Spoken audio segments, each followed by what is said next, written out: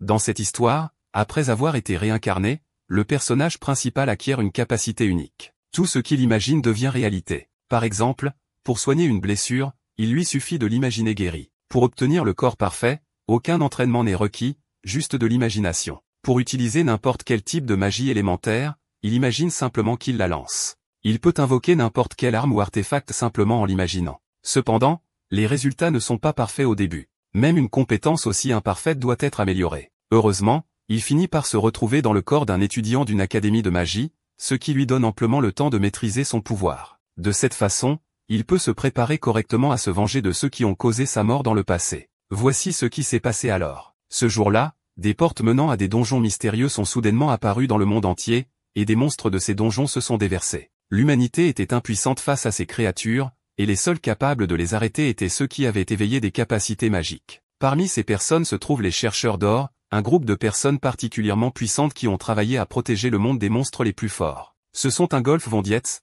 Claudia Bourgeot, Nathaniel Kovel, Iwako Hideki et les Ruoxi. Ces 5 héros utilisent leur pouvoir pour vaincre tout monstre qui met le pied dans le monde humain, mais ils n'ont pas toujours le meilleur intérêt du reste de la population humaine à cœur. Alors qu'un civil est acculé par l'un des monstres, Ingolf ordonne à Claudia d'aller aider les victimes, mais elle ne se soucie pas assez d'eux pour bouger. On dirait que l'homme est sur le point d'être capturé par un ogre, mais le visage du monstre est défoncé par le dernier membre et le chef des chercheurs d'or. Misato Kiwashiro sourit en disant à tout le monde qu'il s'occupera du reste des monstres tout seul. Il s'élance après s'être assuré que tout le monde va bien et charge une grande explosion d'énergie dans sa main, l'utilisant pour charger à travers les monstres comme une boule de démolition humaine et les éliminer tous immédiatement. Les autres ne peuvent que regarder avec admiration alors qu'il élimine l'énorme horde de monstres tout seul, mais on s'attend à ce qu'il soit aussi fort. Après tout, avec sa magie du temps, il peut voir l'avenir, et il sait toujours ce que le monstre fera ensuite. À ce niveau de force, Misato n'est plus humain. En quelques minutes, l'armée de monstres gît morte dans les rues, et Misato affronte le dernier monstre. Il tombe aussi facilement que les autres,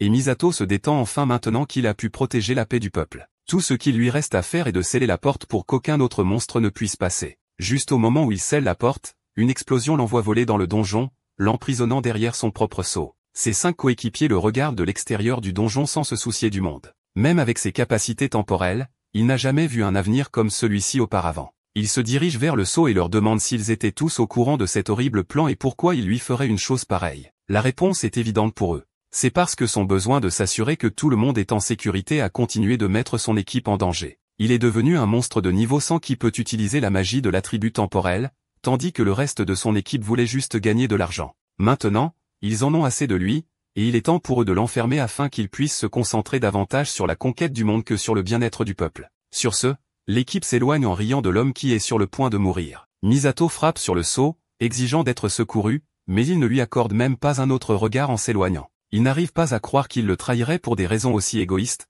d'autant plus que tous ses efforts visaient simplement à protéger le monde des monstres. Il ne comprend pas pourquoi il lui ferait ça après tout ce qu'ils ont traversé, et il n'a pas non plus le temps de comprendre, car des monstres du donjon commencent à remarquer qu'il est piégé dans le donjon et commencent à venir le chercher. Misato se tourne instinctivement pour les combattre, mais il est confronté à un mur massif de monstres affamés et puissants. Il utilise sa vision du futur pour essayer de trouver l'avenir où il peut survivre à cela, mais chaque avenir se termine par sa mort inévitable. On dirait que son avenir n'existe déjà plus, et c'est vraiment la fin pour lui. Misato ne veut cependant pas sombrer comme un lâche. Il se précipite sur les monstres avec un poing doré, déterminé à en abattre autant qu'il le peut et à changer l'avenir. Au final, cependant, même si des centaines d'entre eux ont été vaincus, des milliers d'entre eux marchent toujours vers lui. Alors qu'il s'agenouille sur le sol avec son propre sang qui s'accumule autour de lui, il réalise qu'il n'a pas d'autre choix que d'accepter la mort. Mais même s'il va mourir, il s'assurera que les choses ne s'arrêteront pas là. Alors que les monstres s'empilent sur lui, il essaie désespérément de s'assurer que sa mort ne sera pas vaine.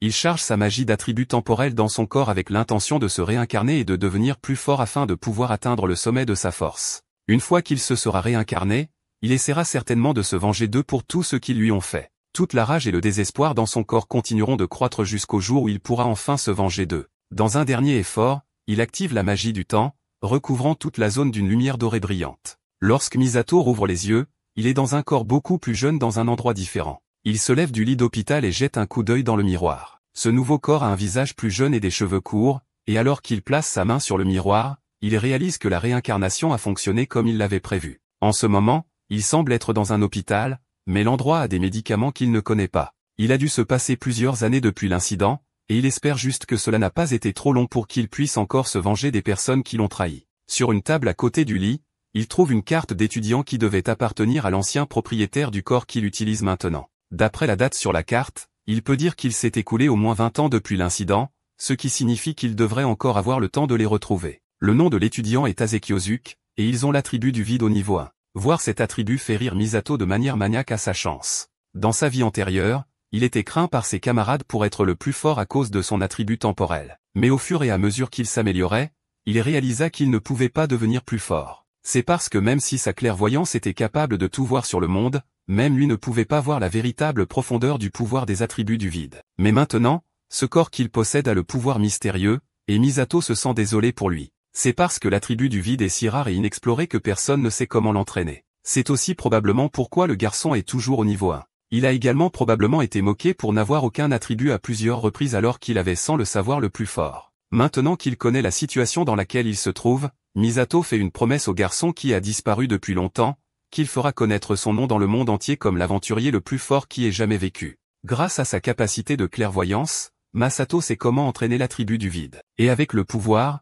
il deviendra le plus fort absolu du monde. Une fois qu'il aura entraîné ce corps faible de niveau 1 à quelque chose de vraiment puissant, alors il s'assurera que les traîtres de sa vie passée regretteront de l'avoir trahi et d'avoir causé sa mort. Afin de se venger d'eux, Masada devra faire passer ce gamin au-delà du niveau 1. Il était certainement plus puissant que dans sa vie passée, mais maintenant il n'est qu'un adolescent. L'attribut du vide, comme son nom l'indique, est un type de magie lié au contrôle de l'anéantité. La capacité permet à l'utilisateur de projeter librement son imagination dans la réalité. Tout le monde est capable d'imaginer des choses, mais transformer cette imagination en réalité est là où réside la difficulté. Heureusement pour Masato, ce corps qu'il a repris est gravement blessé. Cela signifie qu'il peut pratiquer ses nouvelles capacités en se soignant. Tout ce qu'il a à faire est d'appliquer l'image qu'il a dans son esprit à son corps et de se visualiser en train de guérir lentement ses blessures. S'il se concentre, il peut imaginer chaque cellule de son corps restaurée lentement par la magie alors qu'il applique d'abord la magie à son bras, et l'énorme échymose commence lentement à guérir d'elle-même. Ce n'est qu'un moulage rudimentaire pour l'instant, donc la vitesse de récupération n'est pas excellente, et il peut dire que l'intérieur du bras n'est pas complètement guéri, mais c'est quand même un progrès très prometteur. S'il continue à utiliser la capacité de guérir toutes ses blessures, son niveau augmentera lentement avec le temps. La capacité de convertir l'imagination en réalité s'améliorera également avec le temps à mesure qu'il continuera à l'utiliser. Au fur et à mesure qu'il monte de niveau, cela augmentera également la portée du type d'image qu'il peut convertir en réalité. Grâce à ce développement régulier, il peut créer de nombreux types de choses différents, puis il pourra éventuellement utiliser de nombreux types de magie différents. Il arrivera même au point où l'image que l'utilisateur crée dans son esprit pourra être créée parfaitement dans la réalité. Alors qu'il pense aux applications potentielles de ces nouvelles capacités, un médecin entre en trombe et est choqué qu'il soit enfin réveillé. Misato essaie de se lever, mais le médecin lui dit de s'asseoir car il a été gravement blessé après avoir été attaqué par un monstre. C'est la première fois que Masato entend ce qui est arrivé à l'ancien propriétaire de son corps. Ça a dû être vraiment grave parce que le médecin est choqué qu'il se soit réveillé du tout. Il pense que le miracle doit être grâce à la bénédiction de la sainte. C'est la première fois que Masato entend le mot d'une sainte. Mais pour le médecin, c'est une connaissance commune, et il est choqué que Masato ne la connaisse pas. Elle est connue comme la sainte des saints pentagrammes, mais Masato ne sait pas non plus ce que c'est. Le médecin attribue simplement son manque de connaissances de base au fait qu'il vient de reprendre conscience après avoir subi de graves blessures. Pour l'instant, il change de sujet pour donner à Misato un examen approfondi. Alors qu'il part, Misato n'arrive pas à se débarrasser de la pensée de ces saints pentagrammes. Peut-être qu'ils sont l'un des clans ou des aventuriers qui sont apparus au cours des 20 dernières années. Alors qu'il se concentre sur la montée de niveau, il doit également se faire une idée de ce qui a changé au cours des 2 dernières décennies. Il prend une télécommande sur la table de chevet et se met sur une chaîne d'information. Il se trouve que l'on diffuse un programme spécial sur la catastrophe du donjon de classe triple S qui s'est produite il y a 20 ans. C'est exactement ce dont il a besoin comme information, et il doit savoir ce qui s'est passé après avoir été trahi. L'émission indique que le responsable de la catastrophe était le chef des chercheurs d'or, Misato Kyoshiro lui-même. Misato saute hors du lit, choqué, en voyant son propre visage placardé sur l'écran de télévision. Il n'a aucune idée de ce dont il parle et continue d'écouter. Apparemment, la nouvelle qui a circulé était qu'il avait prédit la catastrophe imminente mais avait refusé d'en parler à qui que ce soit. Au lieu de cela, il prévoyait de profiter du chaos imminent qui allait balayer le monde afin de prendre le contrôle et de le diriger. Pour l'arrêter, les autres membres des chercheurs d'or se sont réunis et l'ont combattu pour empêcher que cela ne se produise. Après avoir vaincu Masato, les membres restants des chercheurs d'or se sont renommés les Saints du Pentagramme. Et après une bataille acharnée, ils ont scellé le donjon et sauvé le monde. Cette fausse vérité est une connaissance commune maintenant que le monde entier le sait, et les saints du pentagramme ont continué à diriger le monde dans de nombreux domaines différents. Misato éteint le journal télévisé et regarde par la fenêtre, choqué. Le choc se transforme en un rire incontrôlable lorsqu'il comprend ce qui s'est passé pendant son absence. Non seulement ils l'ont trahi, mais ils ont aussi traîné son nom et sa dignité dans la boue. Ils l'ont sacrifié et ont récolté les récompenses sans vergogne. Au final, ils sont maintenant salués par le monde comme des héros alors qu'ils pourrissent. Avec ces nouvelles, il ne va certainement pas leur pardonner. Maintenant, il doit s'assurer qu'ils aillent tous en enfer un par un, mais il doit se calmer avant d'aller trop loin. Après tout, il ne peut pas se faire détecter par eux car il est beaucoup trop faible pour les affronter dans son état actuel. La première chose qu'il doit comprendre, c'est où ils sont et comment il peut les atteindre. Il prend le téléphone du garçon et le scanner pour savoir dans quelle académie il étudie. Comme il le pensait, il fréquente l'académie de formation d'aventuriers de Tokigo, qui est dirigée par l'un des saints du pentagramme, Iwako Hideki. Il vient de se réveiller, et maintenant il a déjà localisé l'un des saints si facilement. Iwako est un homme prudent, cependant, et il n'est pas du genre à montrer ses faiblesses si facilement. De plus, la différence de leur niveau est tout simplement trop grande. Le battre dans son état actuel est pratiquement impossible. Pour l'instant, il doit se concentrer sur l'augmentation de ses niveaux et devenir plus fort. Il ne peut rien faire au niveau 1, mais une fois qu'il aura atteint un niveau acceptable, il s'assurera qu'Iwako soit la première cible. Quelques semaines passent, et finalement, Masato est complètement rétabli et se prépare à sortir.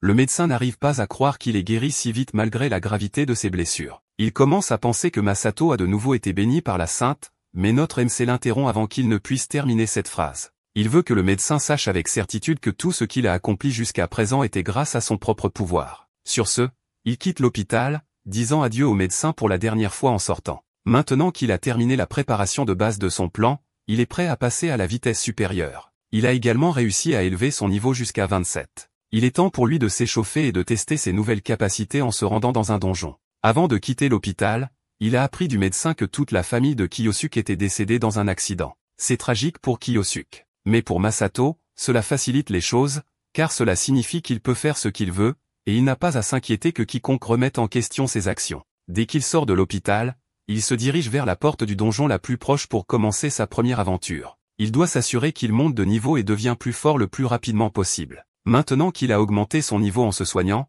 il est temps pour lui de tester ses nouvelles compétences au combat réel. Il se dirige vers le stand près de la porte où l'agent de sécurité accorde l'autorisation d'entrer, et il montre sa carte d'étudiant. Le garde lui prend la main pour l'empêcher de continuer dans la porte. Il s'inquiète que Masato entre dans le donjon car il n'est qu'au niveau 27, et ce donjon est généralement un endroit où les aventuriers doivent être au moins au niveau 30 pour former des groupes et entrer dans le donjon. Malgré la réglementation stricte, Masato prévoit d'entrer seul dans le donjon, ce qui pour le garde équivaut essentiellement à un suicide. Ce serait vrai pour toute personne ayant une classe normale, mais Masato est un étudiant de l'académie de formation d'aventuriers de Tokigo, et cela devrait lui donner des autorisations spéciales pour entrer dans cet endroit malgré son dangerosité. Tant qu'il signe un formulaire de consentement, il devrait pouvoir entrer sans aucune restriction. Il savait que quelque chose comme ça allait arriver lorsqu'il s'est approché de la porte du donjon, alors il a recherché les privilèges spéciaux qu'il obtient en tant qu'étudiant de l'école, et c'est l'un des nombreux. Le garde n'a pas d'autre choix que de le laisser passer, mais cela ne change rien au fait qu'il est inquiet. Des voix l'appellent de l'autre côté du complexe.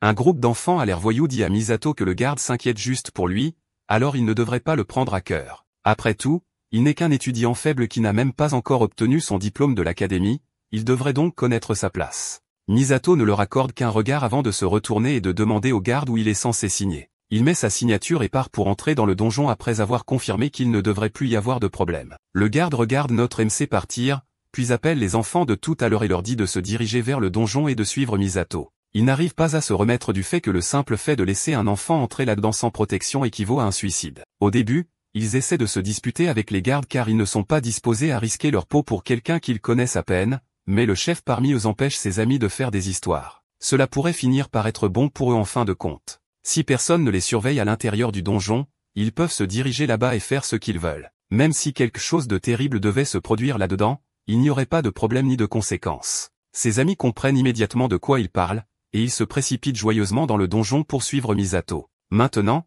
ils peuvent lui rendre l'appareil pour avoir été un tel morveux avec eux et avoir essayé de s'attaquer à un donjon qui devrait être bien au-dessus de son niveau. Le garde les envoie joyeusement, complètement inconscients de leurs véritables intentions. Ce n'est pas la première fois qu'ils font ça. Ils tuent les personnes qui entrent dans le donjon et en rejettent la faute sur les monstres. Grâce à cela, ils peuvent bien remplir leurs poches, et personne n'en est plus sage. Dans cette optique, ils continuent de poursuivre Misato, mais 10 minutes de course plus tard, ils ne l'ont toujours pas rattrapé. Le donjon est un chemin droit, il leur est donc impossible de l'avoir perdu. Et à ce stade, ils n'ont aucune idée de comment il a pu s'éloigner autant. Finalement, ils finissent par le rattraper, et ils le voient entouré d'un mur de monstres. Au début, ils pensent qu'ils n'auront pas à le tuer après tout, et les monstres s'occuperont de lui à leur place. Mais Misato leur prouve le contraire en utilisant la magie du feu combinée à la magie du vent pour tuer tous les monstres en quelques secondes. Ils sont choqués par le fait qu'il ait réussi à tuer autant de monstres de rang à la fois, mais ils sont également plus intéressés par les énormes butins qui proviennent des monstres. S'ils vendent ce butin, ils peuvent vivre confortablement pendant au moins 6 mois. Le dos de Misato est toujours tourné vers eux, alors ils pensent qu'il ne les a pas encore remarqués. C'est le moment idéal pour lancer une attaque et le tuer afin de pouvoir obtenir le butin rare. Les trois se mettent en action et l'encerclent, puis tous en même temps, ils déchaînent leur magie sur lui. Misato finit par se retourner et leur accorde son attention, esquivant habilement toutes leurs attaques sans perdre une seconde. Il est déjà habitué à ce genre de choses de sa vie passée. Peu importe l'époque, il y a toujours des ordures qui essaient de prendre ce qui appartient à quelqu'un d'autre. Comme il a esquivé toutes leurs attaques à longue portée, l'un d'eux charge une boule de feu et se rapproche pour abattre Misato avec un coup de poing magiquement amélioré. Misato est plus rapide, cependant, et charge son poing avec de la glace, qu'il utilise pour frapper l'attaquant en plein estomac et le renvoyer vers ses amis. Le voyou est abattu en une seconde et laissé pourrir à l'arrière pendant que Misato se tourne et s'approche du reste qui se recroqueville maintenant de peur. Dans cette nouvelle vie, il ne sera pas aussi clément qu'avant. Il prévoit d'écraser quiconque se met en travers de son chemin, puis de l'utiliser comme tremplin pour atteindre son prochain objectif sans hésitation. Tout ce qu'il fera à partir de maintenant est uniquement pour sa vengeance. Les voyous étant éliminés, Masato quitte le donjon complètement indemne, mais la disparition des garçons amène un enseignant de l'académie à venir vérifier ce qui s'est passé. L'homme est un subordonné d'Iwako, Iwashi Tsude, et il a appris qu'un de ses élèves est entré seul dans le donjon. Au lieu de trouver ses élèves en difficulté, cependant, il trouve plutôt 3 aventuriers chasseurs novices gisant morts sur le sol. Mais il n'y a aucun indice pour expliquer ce qui s'est passé dans le donjon. De retour avec Misato, il examine ses nouvelles statistiques maintenant qu'il a réussi à terminer le donjon. Grâce à la suppression du donjon de Randé, il a pu monter de niveau et tester sa magie du vide en même temps. Maintenant, il a gagné un nouveau sort appelé Obscurcissement des informations, qui lui permet non seulement de supprimer son niveau, mais aussi d'effacer ses enregistrements d'entrée dans le donjon. Grâce à cela, il peut effacer tous les indices du donjon de Randé qui pourraient le conduire. Maintenant qu'il a dépassé cela, demain est son premier jour à l'académie, et il doit s'y préparer. Il jette un coup d'œil dans le téléphone de Kiyosuke et voit des messages non lus de personnes qui l'intimident clairement et lui extorquent de l'argent par la violence. Cela explique parfaitement ce que Kiyosuke a vécu et comment il s'est retrouvé dans cet état pitoyable. Le lendemain, il se dirige vers l'école, et alors qu'il traverse la porte d'entrée, il est accueilli par une jolie fille qui semble le connaître. C'est sa camarade de classe,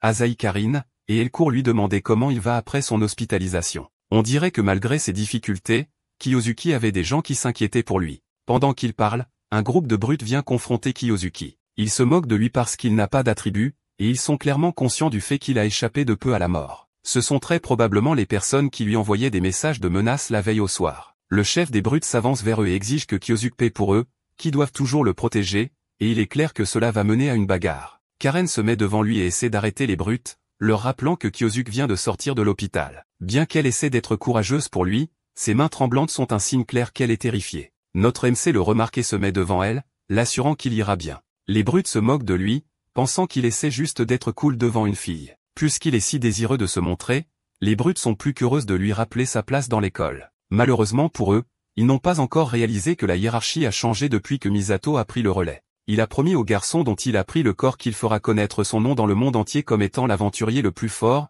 et Misato se considère comme une personne qui tient parole. Il provoque la première brute, et cela fonctionne incroyablement bien, l'amenant à lancer un sort en direction de Misato. Utiliser la magie en dehors des donjons est contraire au règlement de l'école, mais il semble que les brutes ne s'en soucient plus. Ils doivent montrer à Misato qu'il est mal de sortir des rangs quand ils n'ont pas d'attribut. Il lance une boule de feu sur notre MC, et Misato lui renvoie l'appareil, contrant son attaque avec une boule de feu encore plus grosse. Les deux attaques s'entrechoquent, ce qui provoque une énorme explosion tandis que les brutes se demandent quand Kiyosuke a acquis la capacité d'utiliser une boule de feu. Masato est à peine affecté par les attaques les plus faibles, et la brute dit à ses amis d'arrêter de se tenir là comme des PNJ et de faire quelque chose. Les deux déchaînent des attaques de vent et d'eau sur Masato. Mais comme avec leur chef, Misato contre les deux attaques avec des attaques similaires à plus grande échelle. Ils ont du mal à croire que quelqu'un qui n'avait pas d'attribut il n'y a pas si longtemps utilise maintenant plusieurs attributs magiques à la fois. C'est un pouvoir dont ils n'ont jamais entendu parler auparavant, mais ce n'est que le début. Masato n'a fait qu'utiliser ses propres pouvoirs pour annuler leurs attaques,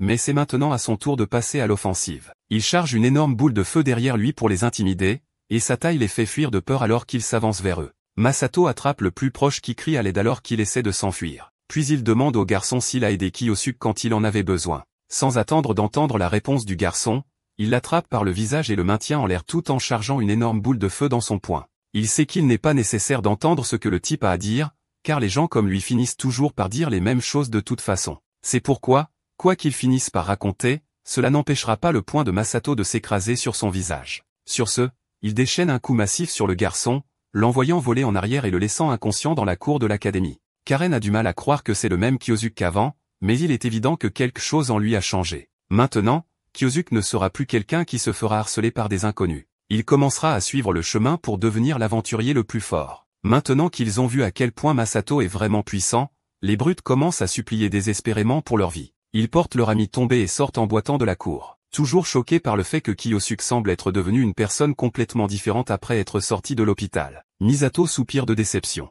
Après tout ce qu'il a dit, la brute s'avère ne pas être à la hauteur de ce qu'il prétendait être. Il marche avec Karen dans l'école, et il est clair que tous les élèves ont vu ce qu'il a fait dans la cour. Ils le fixent tous et chuchotent entre eux alors qu'il passe. Misato remarque les regards et se demande s'il s'est trop fait remarquer en se montrant ainsi. Alors qu'il marche avec Karen, quelqu'un essaie de se frayer un chemin à travers la foule pour l'atteindre avant qu'il ne puisse entrer dans sa classe. C'est Iwashi Tsude, et il s'approche de Kiyosuke pour lui poser quelques questions avant le cours. Kiyosuke n'a aucune idée de qui est ce type, mais il a l'air d'être un étudiant de niveau supérieur. Ce serait certainement pénible de traiter avec lui, et il décide de rejeter l'invitation à bavarder. Il se retourne et dit qu'ils ne peuvent pas parler maintenant car le cours va commencer, mais Iwashi ne va pas accepter un non comme réponse. Il se présente comme le chef de Beating the Cat, qui est un clan que le directeur Iwako a créé pour l'école. Cela attire immédiatement l'attention de Kiyosuke, et sa main se fige alors qu'il est sur le point d'ouvrir la porte. Voyant qu'il a attiré l'attention de notre MC, il demande à nouveau si Kiyosuke serait disposé à avoir une brève conversation et à lui accorder un peu de son temps. Étant donné que le contexte a changé, Kiyosuke accepte volontiers de discuter avec ses aînés. Il trouve un endroit isolé pour discuter, et Iwashi en vient directement au fait. Il demande à Kiyosuke s'il est celui qui a vaincu les aventuriers qui ont été retrouvés morts dans le donjon de Randé. Notre MC fait l'idiot, mais à l'intérieur, il se demande comment l'information qu'il a spécialement dissimulée a pu sortir. Iwashi dit qu'il a entendu du personnel qu'un étudiant de son académie était entré dans le donjon, et il est allé enquêter. Et à l'intérieur du donjon, il a trouvé les corps des criminels tristement célèbres connus pour chasser les novices. De plus, il n'y a même pas 10 minutes, Kiyosuke a utilisé plusieurs attributs pour combattre ses camarades de classe. Bien que tout cela soit vrai, la façon dont Iwashi présente ses preuves signifie qu'il ne connaît pas vraiment les spécificités de la magie de notre MC, et il n'a pas non plus la preuve qu'il était vraiment celui qui a éliminé ces aventuriers novices. Iwashi devient plus agressif et ordonne à Kiyosuke de cracher le morceau et d'admettre ce qu'il a fait. Mais notre MC reste calme et lui dit que ce matin, il n'a agi qu'en état de légitime défense, il ne sait donc pas vraiment ce qui s'est passé. Puis il fouille dans sa veste et sort la carte d'étudiant qu'il a modifiée pour afficher un faux niveau. La carte d'identité indique qu'il n'est qu'au niveau 1, ce qui signifie qu'il ne peut pas être assez fort pour faire toutes les choses dont on l'accuse. De plus, il a également l'attribut du vide, qui est bien connu pour être un attribut inutile qui pourrait tout aussi bien signifier que vous n'avez pas de magie. Le fait que Kiyosuke ne soit qu'un inconnu et fasse perdre son temps à Iwashi le met en colère, et il se tourne pour partir, s'excusant de l'avoir appelé sans raison. Avant de partir, il avertit Kiyosuke d'éviter d'agir de manière suspecte afin de ne pas causer de problème à ses aînés. Kiyosuke regarde l'étudiant de niveau supérieur partir avec un sourire. Il semble qu'il ait trouvé quelqu'un qui serait bénéfique pour ses projets futurs. S'il met Iwashi sous sa coupe, alors l'aîné peut approcher Iwako sans que le principal ne se méfie. La prochaine chose qu'il doit faire est de trouver un moyen de faire de Iwashi son pion. C'est le moment idéal pour lui de tester un sort expérimental qu'il prépare depuis un certain temps. Pendant ce temps, Iwashi va rencontrer le directeur Iwako pour lui faire un rapport d'incident sur ce qui s'est passé dans le donjon de Randé. Iwako écoute silencieusement avant de rappeler à Iwashi qu'il est inhabituel pour lui de faire des erreurs.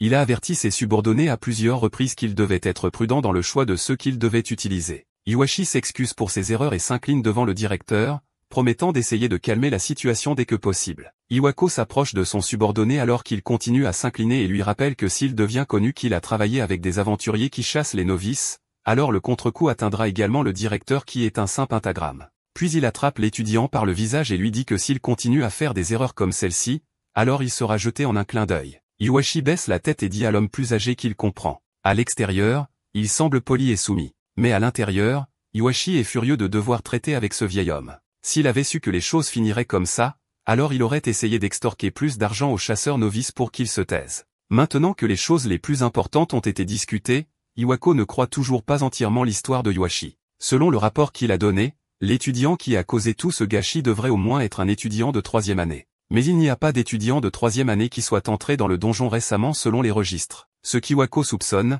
c'est qu'un monstre a vaincu le groupe pendant qu'ils étaient occupés à chasser les novices, et maintenant Iwashi essaie désespérément de le dissimuler. Plutôt que de penser que l'un des étudiants de l'académie est capable de battre des chasseurs novices seuls, il est plus réaliste de penser que Iwashi ment juste pour sauver la face. La seule façon pour Iwako de se tromper est si quelque chose d'inhabituel s'est produit. Iwashi se souvient immédiatement de l'étudiant avec l'attribut du vide d'avant. Il demande à Iwako s'il est possible qu'un attribut unique soit impliqué dans ce gâchis. Bien que cela soit plausible, c'est aussi très improbable, et Iwako n'y croit pas. Iwashi a entendu ce qu'il avait besoin de savoir, et il dit au directeur de lui faire confiance. Il découvrira la cause profonde de l'affaire et s'en occupera rapidement, et il sait que Kiyosuke est l'endroit où il doit commencer. Le lendemain, un groupe d'étudiants suit un cours d'entraînement dans un donjon. Ils déchaînent tous leur magie sur les monstres dans le donjon, mais certains d'entre eux sont beaucoup trop forts et sautent par-dessus les étudiants pour les attaquer. Les étudiants s'enfuient désespérément tandis que Iwashi passe devant eux en courant et fait exploser le monstre dans le dos avec une magie puissante, le faisant tomber au sol. Il dit calmement aux étudiants de ne pas briser la formation et de rester calme et ordonné. Les étudiants s'émerveillent de voir à quel point Iwashi est incroyable, et ils ne sont pas choqués par le fait qu'il ait été choisi par le directeur Iwako pour diriger Beating the Cat. Maintenant que tous les monstres de la zone ont été éliminés, il laisse le reste du nettoyage du donjon aux étudiants et s'en va pour s'occuper d'une affaire personnelle. Maintenant que les questions urgentes ont été réglées, il est temps pour lui de faire ce pourquoi il est vraiment venu ici. Il sort un bijou de sa poche et l'active pour révéler l'emplacement actuel de Kiyosuke. Les chaînes brillent pendant un moment, puis pointent dans une direction beaucoup plus profonde dans le donjon, loin des autres étudiants. C'est exactement ce que Iwashi pensait. Il se passe définitivement quelque chose d'étrange avec Kiyosuke, et il est déterminé à savoir ce qui se passe. C'est bien mieux pour lui de toute façon, puisque personne ne s'étonnerait de la mort d'un étudiant qui s'est éloigné du groupe. Il dira simplement à tout le monde qu'il a trouvé Kiyosuke déjà mort plus profondément dans le donjon. Des tragédies comme celle-ci sont courantes dans les donjons de toute façon, et il ne perdra pas le sommeil à cause de cela. Plus Iwashi pense à cet étudiant étrange, plus il est sûr qu'il y a quelque chose qu'il doit comprendre. Tout d'abord,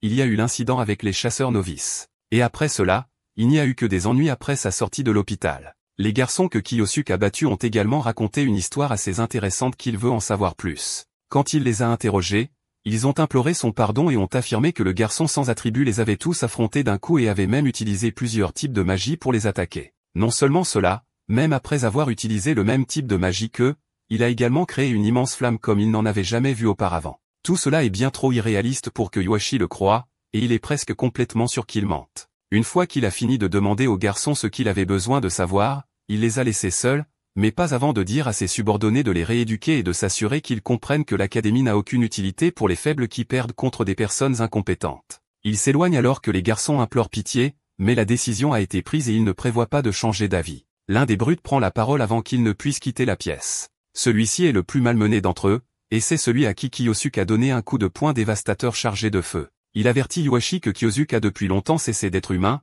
et qu'il a un tout autre niveau de puissance. La peur dans ses yeux n'est certainement pas quelque chose qui peut être simulé. Et juste pour être sûr, Iwashi a fait placer Kiyosuke dans une classe spéciale animée par Beating the Cat. Au lieu de montrer toutes les choses que les garçons ont affirmées, il a juste créé quelques illusions puissantes, ce qui n'est pas aussi impressionnant que ce qu'ils ont prétendu qu'ils pouvaient faire. Il est plus probable que Kiyosuke ait utilisé une sorte d'objet magique pendant leur combat, et il n'est qu'un faible sans attribut qui n'a besoin d'aucune attention. Il est également sûr que notre MC a dû utiliser une sorte de méthode sournoise pour s'occuper des chasseurs novices aussi. Alors qu'il s'enfonce dans le donjon, il commence à remarquer des cadavres de monstres éparpillés dans la zone. Ces monstres ont très probablement été vaincus par Kiyosuke, et il semble qu'ils aient été vaincus avec un seul coup de feu. Voir les preuves juste devant lui fait penser à Iwashi que peut-être ces garçons n'exagéraient pas après tout. Mais le niveau de puissance qu'il voit n'est toujours pas un gros problème pour lui, et il continue de s'enfoncer dans le donjon pour trouver sa cible. Même Iwako, le décrocheur de pentagrammes, pourrait sûrement faire quelque chose à ce niveau de puissance.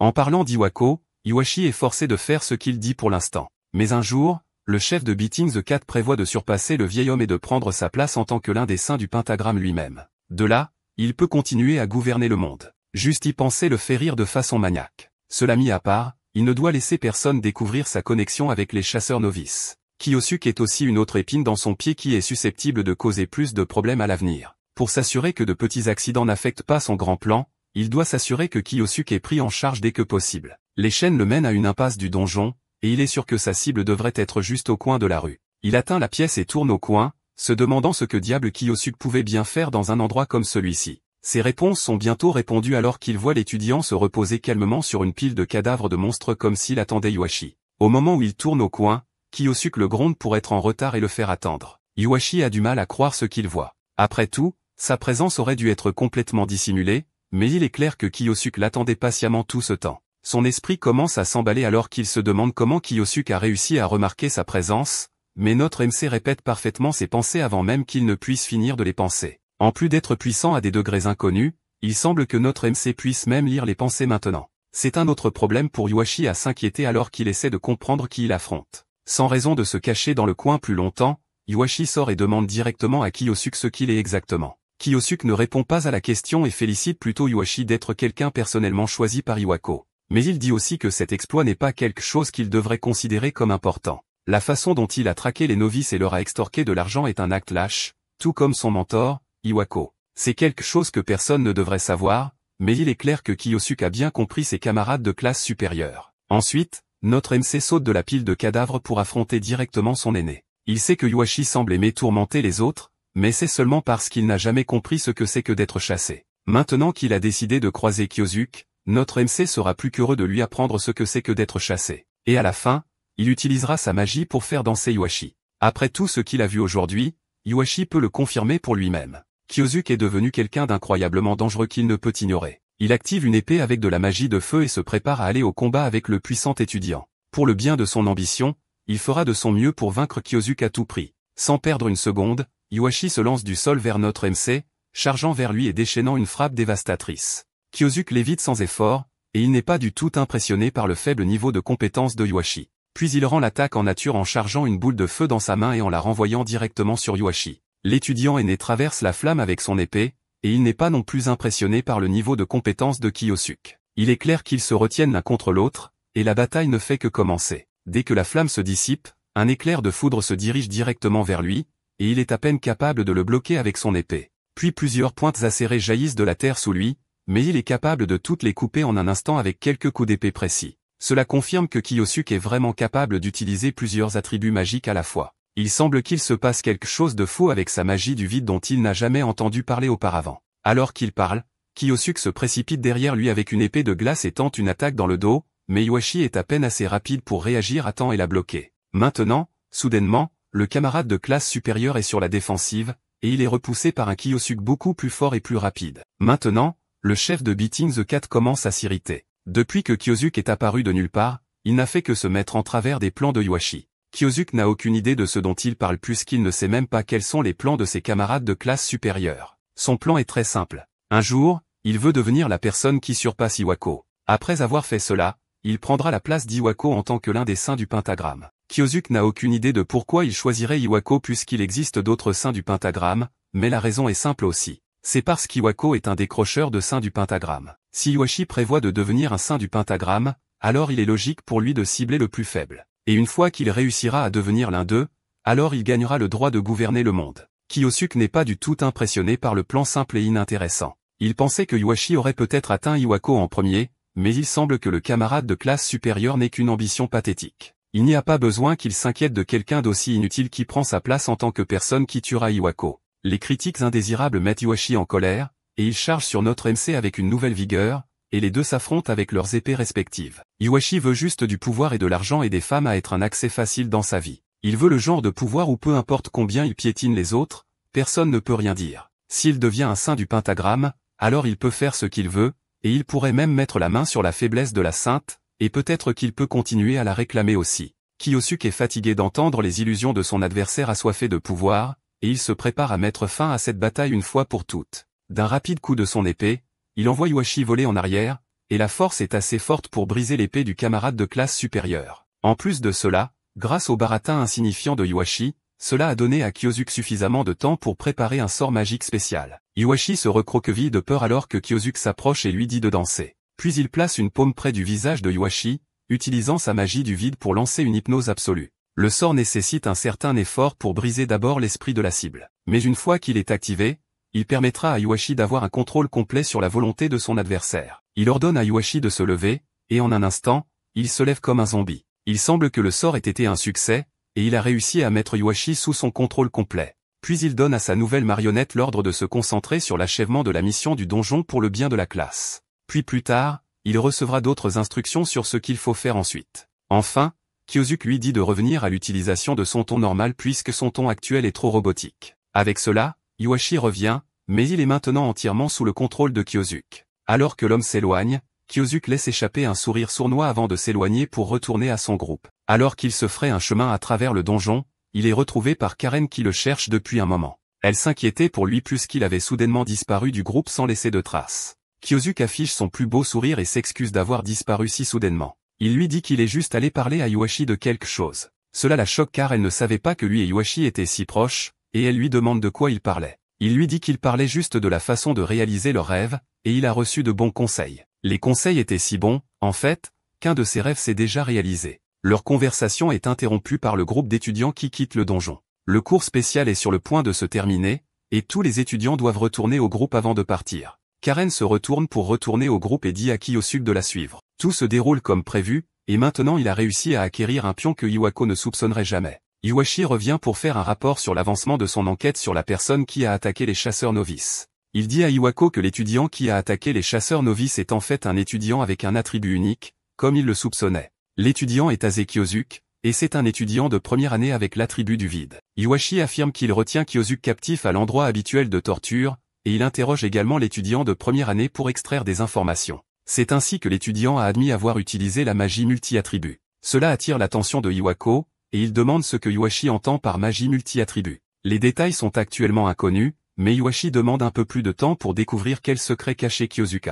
De plus, cela fait un moment que le directeur n'a pas eu de contact direct avec leur victime. Iwashi demande à Iwako s'il aimerait être en charge de la torture et de l'interrogatoire de l'étudiant. Ce genre de choses n'est généralement pas quelque chose qui préoccupe Iwako, mais une fois de temps en temps ne serait pas mauvais pour lui. Cela fait un moment qu'il n'a torturé personne, et ce serait une bonne occasion de remercier généreusement le gamin pour tous les ennuis qu'il a causés au directeur et à Iwashi. Pendant que les deux discutent, le téléphone de Iwako sonne, et il dit à Iwashi de partir, lui assurant qu'il ira à l'entrepôt plus tard pour s'en occuper lui-même. Puis l'homme répond au téléphone pour être accueilli par une voix féminine moqueuse à l'autre bout du fil. Elle le salue et le remercie d'avoir choisi son entreprise lors de l'appel d'offres de la veille sur les matériaux. Iwako n'est pas prêt à entendre son ton prétentieux et lui dit de laisser tomber le numéro. La personne à l'autre bout du fil est l'une des saintes du pentagramme et l'actuelle PDG de la société les Ruoxi. Elle laisse tomber le numéro comme il l'a demandé et lui rappelle qu'ils sont tous les deux partenaires puisqu'ils partagent les belles subventions du gouvernement. Iwako n'est toujours pas d'humeur pour sa moquerie ennuyeuse, et il essaie de mettre fin à la conversation en lui disant qu'il est occupé en ce moment et qu'ils peuvent parler un autre jour. Elle lui demande quelles affaires il pourrait bien avoir puisqu'il a un travail facile en tant que dirigeant d'une académie qui lui remplit constamment les poches.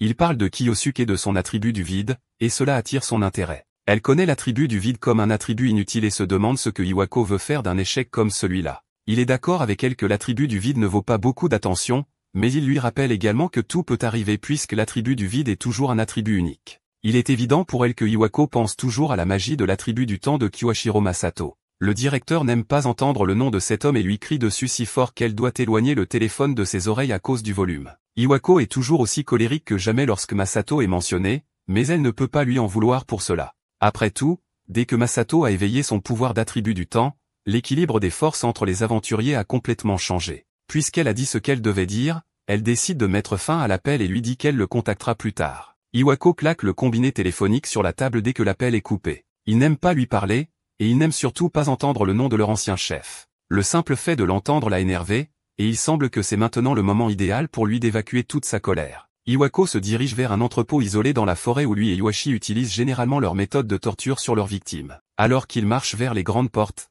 il se demande comment il va torturer l'étudiant, passant en revue différentes méthodes de torture dans sa tête. Il ne pouvait pas laisser échapper toute sa colère sur Masato, alors il la déversera plutôt sur Kyosuke. La porte s'ouvre sur un entrepôt vide, et ni Kyosuke ni Iwashi ne sont là. Alors que Iwako essaie de comprendre ce qui se passe, Iwashi arrive par derrière avec son épée tirée et vise directement le visage de Iwako. Le directeur ne regarde même pas derrière lui alors qu'il attrape l'épée entre deux de ses doigts. Pour que Iwashi pense qu'une attaque comme celle-là atterrirait, il doit avoir gravement sous-estimé son principe. Iwako charge de l'énergie dans sa main, prêt à donner une leçon à Iwashi. S'il était contrarié par la mention de Masato plus tôt, alors cette attaque mesquine l'a rendu maniaque de rage. Il enveloppe Iwashi avec des chaînes magiques et le maintient la tête en bas. Puis il repousse son subordonné avec facilité, l'envoyant tomber au sol avec un grognement de douleur. Clairement, Iwashi a fait le mauvais choix ici en défiant Iwako sans reconnaître leur différence de force. Il est maintenant temps pour Iwako de le briser et de détruire tous ses désirs insensés. Avant qu'il ne puisse commencer à donner une leçon à Iwashi,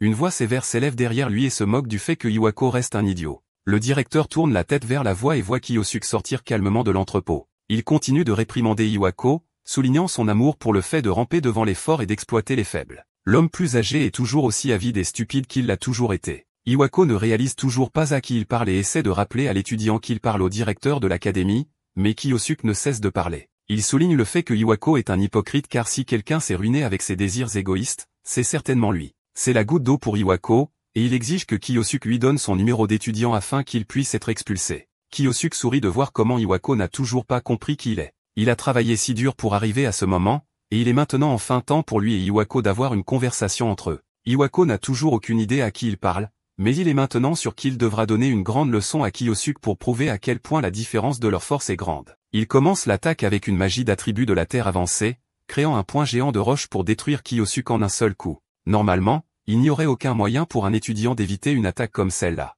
Il envoie le point volé vers Kiyosuke, qui ne réagit pas, et il semble qu'il soit sur le point de subir le plein de l'attaque. L'attaque atterrit, et Iwako commence à rire sauvagement, pensant que Kiyosuke a été éliminé si facilement. C'est ce qui arrive quand de simples étudiants essaient de le défier. La fumée se dissipe, et il ne reste plus aucun signe de vie, et l'entrepôt est complètement détruit sans rien laisser. Iwako commence à penser qu'il est allé un peu trop loin puisqu'il a détruit l'entrepôt puisqu'il devra maintenant penser à un nouvel endroit pour torturer d'autres personnes. Il n'a même jamais réussi à comprendre qui était Kiyosuke, mais il peut au moins rester pour le regarder mourir. Une fois qu'il sent que son travail est terminé, il se retourne pour partir, mais remarque alors Kiyosuke debout devant lui, complètement intact. Notre MC sort calmement de l'épave et rappelle à Iwako qu'il voulait seulement une petite conversation et non de la violence. Le directeur peut à peine croire qu'un simple étudiant a été touché par sa magie avancée, mais a quand même réussi à s'en sortir complètement intact. Il n'y a jamais eu un étudiant aussi puissant que cela auparavant. Maintenant, Iwako n'est pas seulement curieux. Il est furieux, et il exige de savoir qui est Kiyosuke. Kiyosuke sourit et demande à Iwako s'il n'a toujours pas compris qui il est après tout ce temps. Iwako ne sait toujours pas qui est Kiyosuke et dit à l'étudiant d'arrêter de plaisanter et de révéler son nom.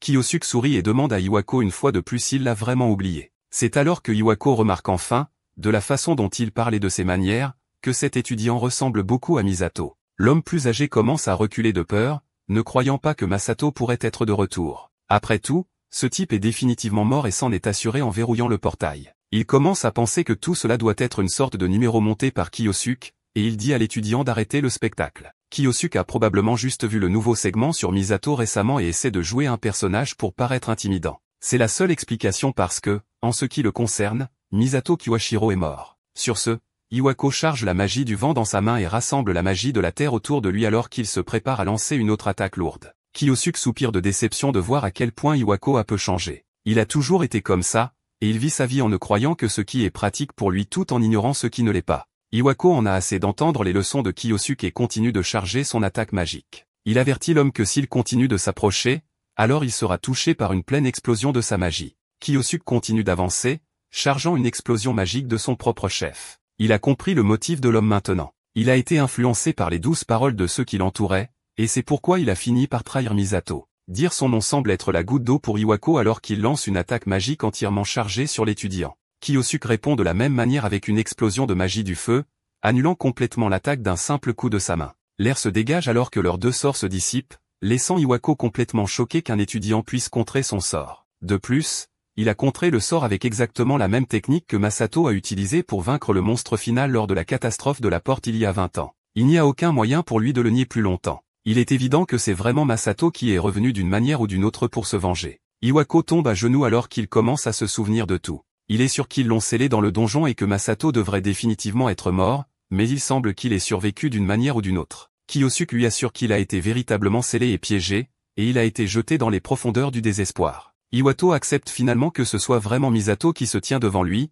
et l'élève s'approche de son directeur avec un sourire, heureux qu'Iwako se souvienne enfin de lui. Iwako est tellement choqué qu'il doit redemander si Kiyosuke est vraiment le Misato Kiwashiro mort. Le directeur n'attend pas de réponse et se lève pour le défier à nouveau. Il n'arrive tout simplement pas à croire que c'est vraiment Masato. Cet homme est mort il y a plus de 2 décennies. Et s'il est ici, cela signifie qu'il est revenu d'une manière ou d'une autre dans ce monde. Puis il commence à charger un autre sort, cette fois pour abattre Kiyosuke pour de bon. Il tire plus d'attaques magiques basées sur le vent sur l'élève, et Kiyosuke recule facilement, évitant complètement l'attaque. Mais Iwako ne lui laisse pas le temps de se reposer et envoie un autre point de pierre massif s'écraser sur lui. Kiyosuke parvient toujours à esquiver calmement l'attaque sans urgence particulière. À ce stade, Iwako est encore plus en colère qu'un petit morveux parvienne à esquiver et à éviter parfaitement toutes ses attaques apparemment sans transpirer. Il doit prendre le dessus dès que possible car ce n'est pas seulement le combat qui est en jeu dans cette bataille, mais aussi sa fierté. Il était non-combattant pendant son temps en tant que chercheur d'or. Et même jusqu'à présent, les autres saints du pentagramme se moquent de lui pour la façon dont il était lâche, mais il n'a pas laissé leur raillerie le décourager. Il s'est assuré de prouver qu'il n'est pas faible d'innombrables fois, et récemment, il a développé quelque chose qui montrera certainement sa véritable force. Iwako lève les mains et rassemble la magie du vent et de la terre autour de lui, ce qui assombrit la zone autour de lui tandis que la magie tourbillonne autour de lui. Ce sort qu'il prépare est une technique secrète qui a pris 20 ans à créer. Plus de roches et de vent s'accumulent dans l'air et tourbillonnent autour de lui, se transformant en une attaque dévastatrice. C'est le produit de son apprentissage dévoué de l'utilisation double de la magie du vent et de la terre en même temps. Une fois le sort complètement activé, il l'envoie voler vers Kiyosuke en une seule fois. Plusieurs tirs puissants de vent et de terre volent de sa paume directement vers notre MC, et il traverse l'air avant de frapper le sol et de provoquer une énorme explosion qui engloutit complètement l'étudiant. Le grand tourbillon de magie se calme, et Iwako prend un moment pour reprendre son souffle. C'est son sort magique le plus puissant, et il lui a clairement fallu beaucoup d'énergie pour le lancer. La poussière commence à se déposer, et une fois de plus, il n'y a aucun signe de Kiyosuke nulle part dans les débris. Il semble qu'Iwako ait réussi à prendre le dessus cette fois. Kiyosuke ne contre pas, ce qui signifie qu'il a très probablement été éliminé par le puissant sort. Iwako éclate de rire, heureux d'avoir réussi à abattre le grand Misato Kiwashiro par lui-même. Il commence à railler l'homme présumé mort, lui demandant s'il pensait vraiment qu'après 20 ans, il serait toujours le même lâche qu'il était à l'époque des chercheurs d'or. Peu importe la force de l'attribut temporel de Misato, tout cela appartient au passé, et maintenant c'est Iwako qui a pris le dessus. À l'époque, lorsque de grands combats se produisaient et que les chercheurs d'or venaient sauver le monde, tout ce qu'Iwako pouvait faire était de se cacher et de collecter les butins pour l'équipe. Mais cette époque remonte à 2 décennies, et Iwako n'est plus la même personne qu'avant. Il se moque de Kiyosuke pour avoir sous-estimé sa force et oublié qu'après 20 ans, une force augmentera très certainement avec le temps. Il est tout à fait naturel qu'il soit devenu plus fort après tout. Maintenant qu'il a les moyens d'abattre enfin Kiwashiro, il veillera à ce que les autres saints du pentagramme n'agissent plus avec arrogance. Maintenant, il commencera son règne en tant que véritable plus fort parmi les saints du pentagramme. Une voix interrompt ses divagations délirantes et lui demande s'il a enfin terminé. Kiyosuke sort de la poussière, complètement intact, et essuie la saleté supplémentaire de son corps. Après avoir subi autant d'attaques, d'une manière ou d'une autre, il est complètement indemne. Kiyosuke, de son côté, est au moins légèrement impressionné qu'Iwako soit devenu capable d'utiliser une magie aussi puissante. C'est tout à fait normal pour un héros de cette époque après tout. Mais maintenant qu'il a laissé Iwako s'amuser, c'est au tour de Kiyosuke de laisser sortir sa colère sans se retenir. Iwako comprend enfin la différence de force entre eux et réalise que le gars qu'il affronte en ce moment est un monstre. Mais il ne peut pas reculer maintenant, surtout pas après avoir travaillé si dur pour arriver là où il est en ce moment. Il ne laissera pas Masato venir gâcher tout ce qu'il a tant lutté à construire. Iwako continue de presser l'attaque en utilisant un autre point de terre pour essayer d'attraper Kiyosuke, mais notre MC ne réagit pas à une autre itération de la même attaque répétitive. La main descend sur Kiyosuke et se referme, mais il est facilement capable de dissoudre la magie de la terre avec de l'eau. Une fois de plus, tout ce combat consiste simplement à ce qu'Iwako aboie bruyamment pendant que Kiyosuke attend qu'il finisse et s'épuise. Aucune de ces attaques ne suffira à vaincre notre MC, et à ce stade, il ne fait que perdre son temps. Malgré cela, il continue de gaspiller son énergie en lançant des quantités infinies d'attaques magiques sur Kiyosuke, même si l'élève continue d'esquiver et de contrer sans effort tout. À ce stade, il essaie désespérément de tenir notre MC à distance par peur, mais Kiyosuke en a assez de ce combat. Il utilise une attaque propre pour dévier toute la magie avant qu'elle ne puisse l'atteindre, puis il utilise une autre attaque de vent pour repousser Iwako, le faisant s'écraser contre un arbre. Avant que l'homme plus âgé ne puisse se relever, Kiyosuke s'approche avec un poing amélioré par le feu, prêt à abattre l'homme une fois pour toutes. Iwako, réalisant qu'il n'y a nulle part où aller, se recroqueville devant Kiyosuke, suppliant désespérément de pardon. Kiyosuke arrête le poing de feu pendant un moment alors que l'homme continue de se prosterner devant lui. Il s'excuse pour ce qui s'est passé il y a 20 ans et continue de supplier pour sa vie. Bien qu'il semble désolé à l'extérieur, il compte sur l'empathie et la gentillesse écrasante de Kiyosuke pour le laisser s'en tirer. S'il supplie assez fort, alors sûrement Kiyosuke le laissera partir avec sa tête toujours attachée. Mais notre MC lui dit juste de se taire. Il peut voir à travers les ruses de l'homme plus âgé et sait que c'est la même méthode qu'ils ont utilisée pour le piéger à l'époque. Il est hors de question qu'il laisse ce qui s'est passé la dernière fois se reproduire. Il semble que Kiyosuke soit au-delà de la supplication à ce stade, et il se prépare à mettre fin au combat rapidement en rallumant son poing enflammé. Iwako se lève et continue de supplier, rappelant à Kiyosuke qu'ils étaient amis, mais il est déjà trop tard, et notre MC dit à l'homme qu'il n'a plus le droit de l'appeler un ami. Maintenant, il n'est devenu qu'un démon de vengeance. Puis, sans hésitation, il écrase son poing enflammé sur le visage de l'homme et enchaîne avec plusieurs attaques de haute intensité, battant brutalement l'homme à un cheveu de la mort. Alors qu'Iwako commence à perdre conscience, il commence à réaliser qu'il n'aurait jamais dû s'en prendre à Masato Kwashiro au départ. Kiyosuke lance un dernier coup de poing puissant, envoyant l'homme voler vers l'arrière et l'assommant. Malgré le passage à tabac brutal, il s'est assuré de ne pas tuer Iwako. Après tout, il a encore quelques questions pour l'homme. Ces questions vont devoir attendre, cependant, car l'homme est complètement assommé et incapable de parler. Après un certain temps, Iwako se réveille et voit Kiyosuke se tenir au-dessus de lui. L'homme crie immédiatement et recule de peur avant de recommencer à supplier de ne pas être tué. Kiyosuke lui dit de se calmer, l'assurant qu'il ne mourra pas encore. Mais en échange, il y a quelques questions auxquelles il a besoin de réponses. Kiyosuke fouille dans la poche de l'homme et en sort son téléphone. La première chose dont il a besoin, ce sont des informations sur le sein du pentagramme, les Wokshi. Iwako essaie d'attraper son téléphone, mais Kiyosuke le tient hors de portée. Il regarde les journaux d'appel, et selon son historique, il a parlé à Lee aussi récemment qu'aujourd'hui. Kiyosuke exige de savoir de quoi ils parlaient tous les deux. Sachant pertinemment qu'il mourra très probablement s'il ne coopère pas, Iwako craque et révèle que Lee est censé venir au Japon dans 3 jours, et elle voulait parler de sa prochaine visite. Kiyosuke sourit à l'information. Dans 3 jours, l'une de ses cibles viendra directement à lui. Cela rend tout tellement plus facile et l'aide à décider ce qu'il va faire ensuite. Sur ce, il rejette le téléphone sur Iwako et lui ordonne de traiter Lee normalement pour le moment. Cependant, il avertit également l'homme de ne rien révéler sur son identité. Kiyosuke a placé un sort spécial sur le cœur d'Iwako pendant qu'il était inconscient. Le sort permettra à Kiyosuke de le surveiller. Et s'il lui dit qui il est, alors en un instant, le cœur d'Iwako explosera en feu. Cela fait figer l'homme plus âgé de panique alors que son cerveau lutte pour traiter l'information. N'ayant plus rien à dire, Kiyosuke part, encourageant Iwako à s'assurer de tenir sa promesse. La vérité est que Kiyosuke n'utilise pas réellement ce genre de magie. Mais sachant à quel point Iwako est lâche, avoir un bluff comme celui-ci fonctionnera aussi bien que de lui lancer le sort. Il ne veut pas utiliser l'hypnose absolue sur Iwako parce qu'il veut que l'homme soit dans un désespoir complet tout en conservant son sens de soi. 3 jours passent, et un vol discret est en route pour le Japon. Les Ryuoxi est sur ce vol, et elle regarde par la fenêtre avec ennui alors qu'un de ses gardes du corps l'informe qu'ils sont presque arrivés. L'hôtesse de l'air se rend à l'arrière pour annoncer aux passagers que l'avion arrivera bientôt au Japon. Mais avant qu'elle ne puisse terminer sa phrase, elle crie dans le micro alors que quelque chose lui arrive. Un groupe d'hommes armés détourne l'avion, et ils tiennent l'hôtesse de l'air sous la menace d'une arme. Un des hommes pointe son arme sur le groupe de civils non armés et ordonne à tous de se mettre au sol. L'Urawaxi se lève sans hésitation alors que les hommes continuent de crier, et elle se dirige vers l'arrière de l'avion. Puis, en un instant, elle se précipite devant l'un des hommes et l'attrape par le col en utilisant la magie pour le jeter au sol avant qu'il ne puisse réagir. Après en avoir neutralisé un, elle court vers l'autre qui tient l'hôtesse de l'air en otage et l'assomme avec une rapide frappe de la paume au visage. En quelques secondes, les 2 criminels sont hors d'état de nuire, et les passagers lèvent les yeux pour voir les Ryuoxi se tenir au-dessus de leurs corps inconscients. L'avion atterrit sans autre incident, et les criminels sont escortés par les forces de l'ordre. Le propriétaire de l'aéroport arrive en personne pour remercier Lee pour ses efforts dans la gestion rapide et silencieuse des criminels. Lee est simplement heureuse d'être montée par coïncidence dans le même avion que les pirates de l'air afin d'être là pour les arrêter.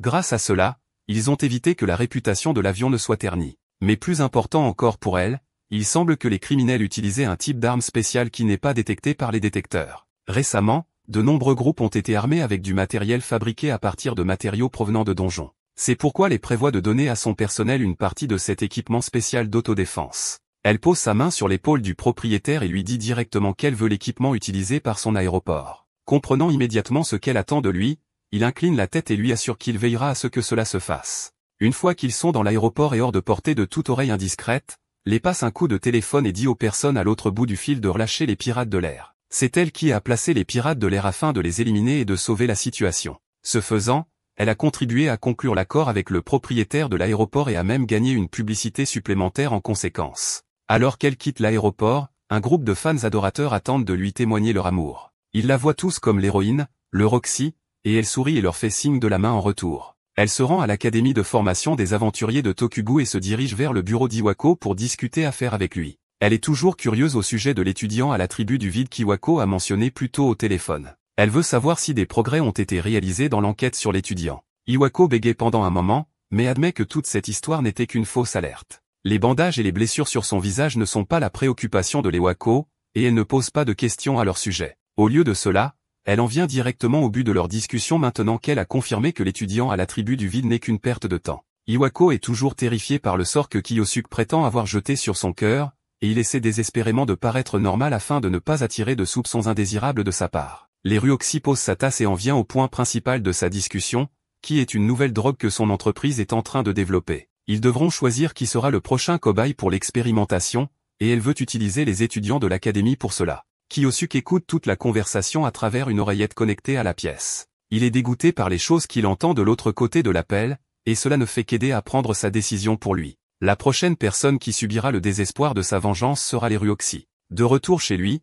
Kiyosuke regarde les nouvelles du jour tout en réfléchissant à son plan. Les nouvelles parlent de les Ryuoxi et de son arrivée récente au Japon. Elle la félicite également pour s'être occupée des pirates de l'air qui ont tenté de faire tomber son avion. Kiyosuke est trop concentré sur son plan pour se soucier du segment des nouvelles. Les Ryuoxi est l'une des personnes qui l'ont trahi il y a 20 ans. D'après les recherches qu'il a réussi à dénicher, il a découvert qu'elle produit des armes uniques en utilisant des matériaux provenant de donjons, et il semble également qu'elle ait réussi à faire fortune en les vendant. Mais à en juger par la conversation qu'elle a eue avec Iwako plus tôt, il est probable qu'elle utilise l'école et ses étudiants pour faire de mauvaises choses. En apparence, elle se présente comme une héroïne, mais en coulisses, elle profite des autres. Ce n'est pas quelque chose que Kiyosuke peut simplement laisser se produire sous son nez. Il se rend à l'école tout en essayant de trouver quoi faire. Dire qu'il veut se venger de l'Euroxy est une chose, mais il n'a aucune idée de la manière de s'y prendre. La sécurité de l'école s'est considérablement renforcée depuis que l'Euroxy s'est impliqué dans ses affaires. Alors pour l'instant, tout ce qu'il peut faire, c'est enquêter sur la situation et essayer de trouver une ouverture.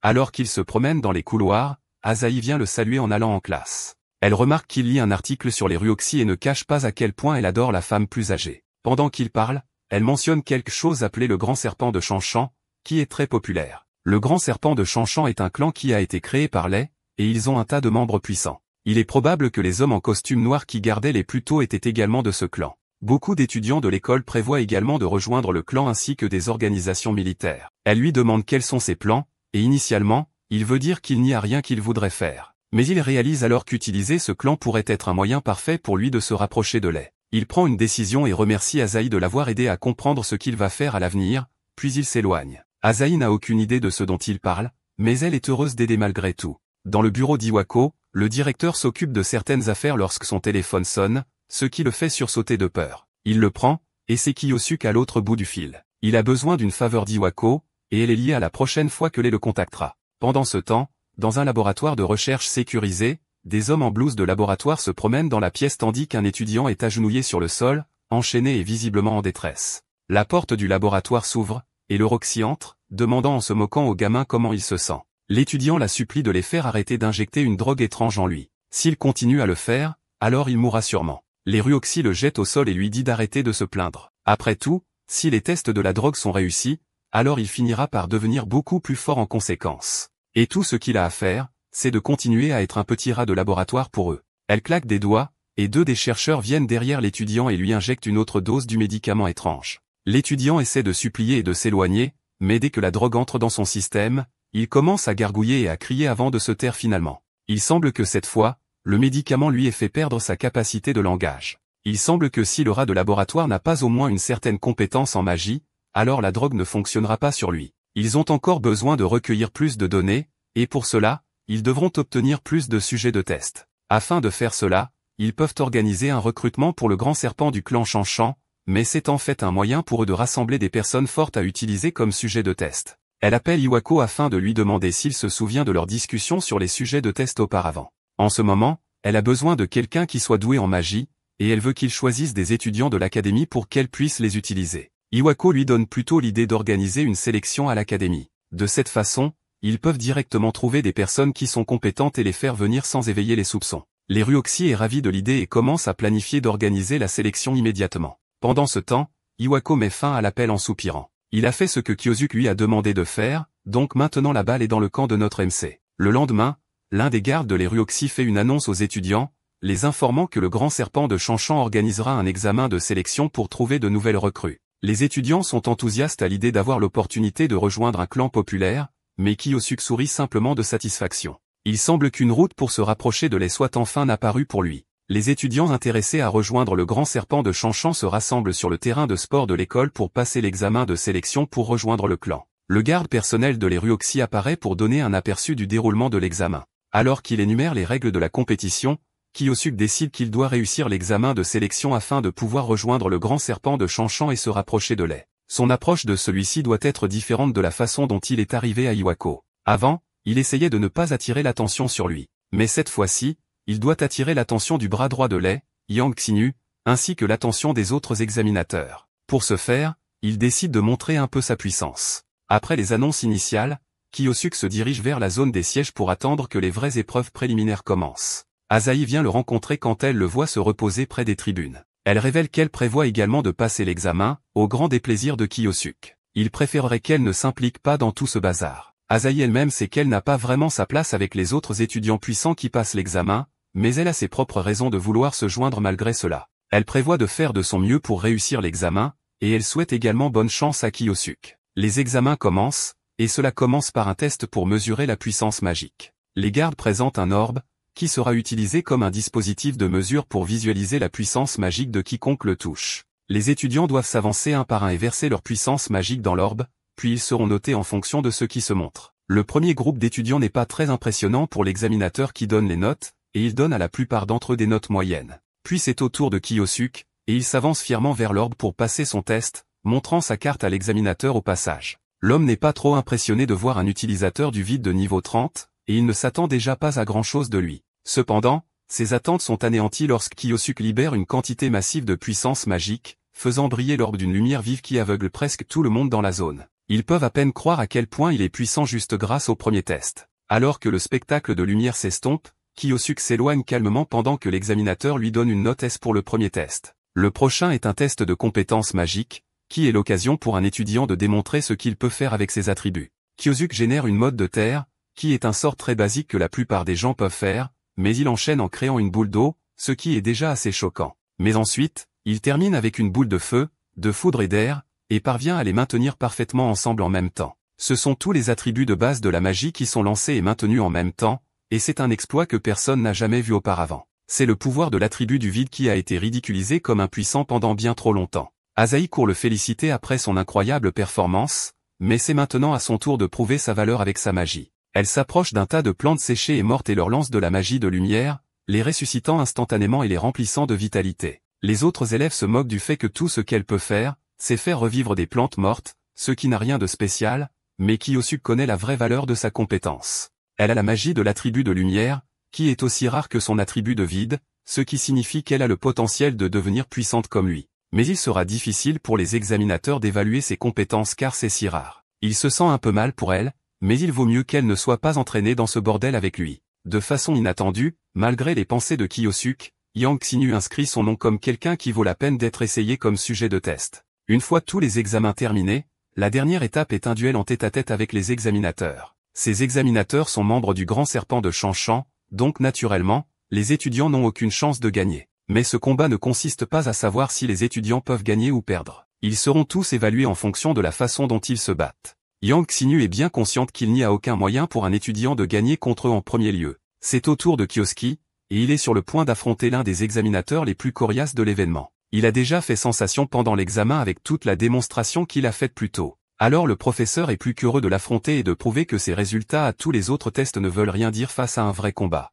Kiyosuke humble accepte et dit qu'il est ravi d'apprendre beaucoup de leur combat. L'examinateur est impatient de terminer cela en un seul coup et crée une grande attaque à partir de la magie de la terre, tirant plusieurs coups sur Kiyosuke. L'étudiant est immédiatement capable de le bloquer avec la magie du vent, et il contre complètement l'attaque, renvoyant le tout sur l'examinateur. Il n'arrive pas à croire qu'un simple étudiant puisse détruire sa magie en un seul coup. Mais au moment où il lève les yeux, Kiyosuke a disparu. Puis il réapparaît derrière l'homme avec un glaçon pointu fait de magie de l'eau pressée sur sa gorge. Le gagnant est déclaré immédiatement, et Kiyosuke sort vainqueur de l'examen. Yang Xinyu n'arrive pas à croire qu'un étudiant puisse gagner contre quelqu'un de son clan, et il commence à se demander qui est Kiyosuke. Plus tard dans la journée, il appelle l'Eruoxy pour expliquer les détails de l'examen. Elle lui demande s'il a trouvé des sujets de test intéressants, et il mentionne un étudiant en particulier qui est plutôt intéressant. Il a réussi l'examen avec une performance extrêmement forte, et il semble qu'il ait l'attribut du vide. Dès que l'Eruoxy entend cela, elle réalise que l'étudiant est très probablement la même personne que Iwako recherchait.